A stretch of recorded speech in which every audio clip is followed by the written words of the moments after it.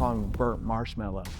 He's rough on the outside, soft on the inside.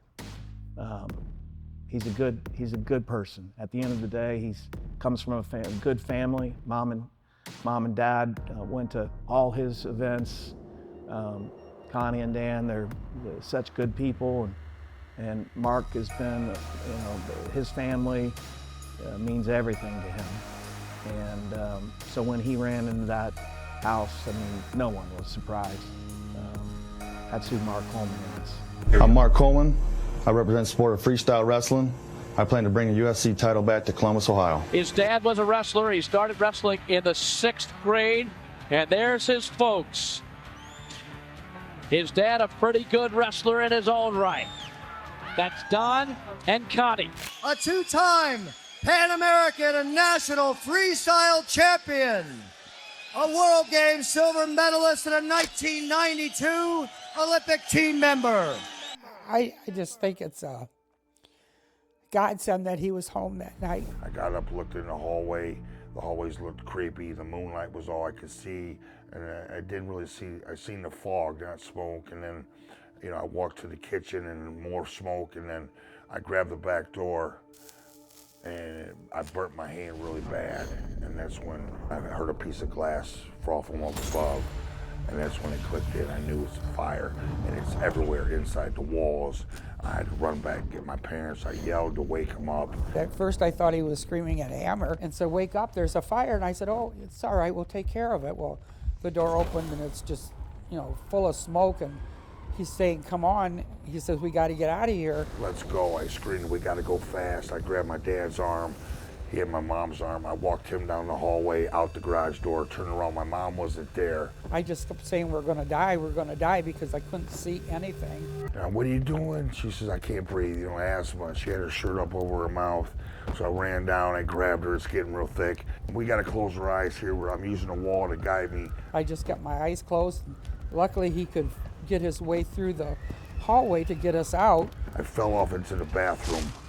And I thought, for a minute I opened my eyes. What I saw was the most terrifying thing I ever saw. For a second I thought, it's over. It's going to end right here. There's no way out. And then I took a step. God got me right back on the path, and we made it out to the garage. I got my mom outside now.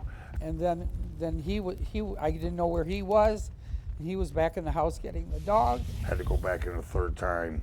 And I got a little false sense I got down on my knees, and the smoke wasn't so bad down there. So, okay, I'm looking for my dog under the bed, jumping at the end. I'm looking, I can't find him.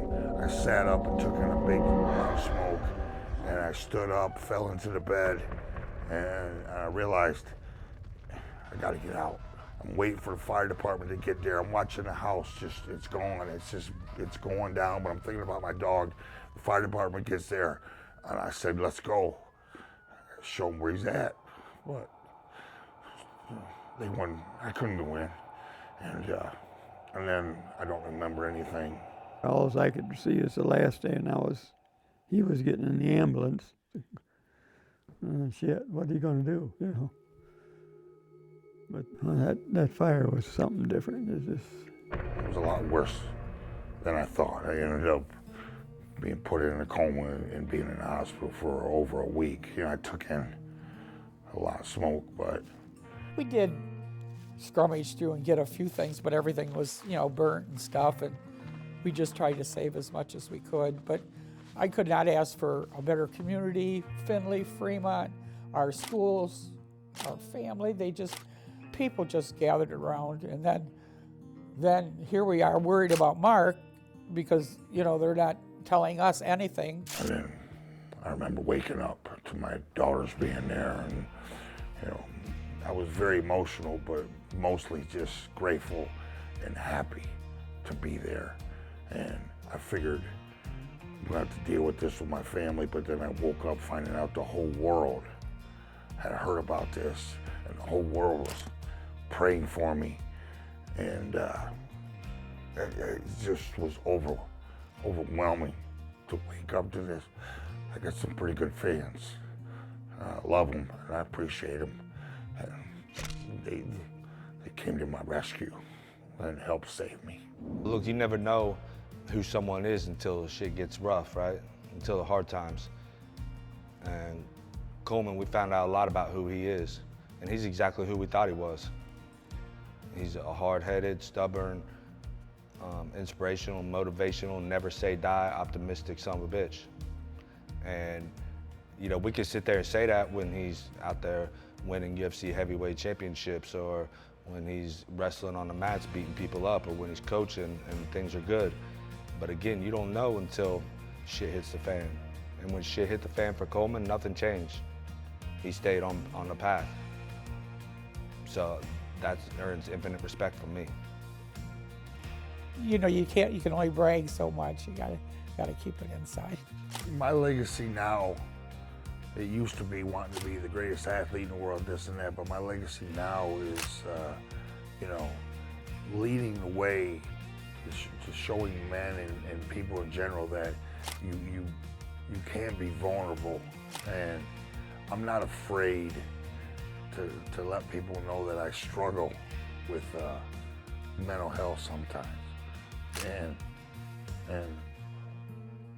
I'm not in the closet hiding about it, because I'm well aware, I'm pretty damn sure that almost everybody in the world has struggles.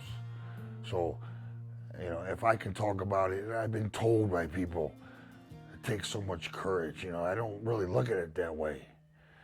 But I guess what I'm doing is really helping out, and that makes me feel good, because that's what it's all about. Well, this is a big deal for me, this National Wrestling Hall of Fame induction here, because you know, wrestling's my family. I got my family, but wrestling's my first family. Wrestling is the sport that he's known for. It's his first love. Yes, he is a pioneer in MMA, but at the end of the day, he's a wrestler. And so to get recognition from the National Wrestling Hall of Fame is significant, not just for Mark, but again, his friends and family. He earned everything he got out there, I'd say, pretty well. Coleman, the '88 NCAA champion of Ohio State.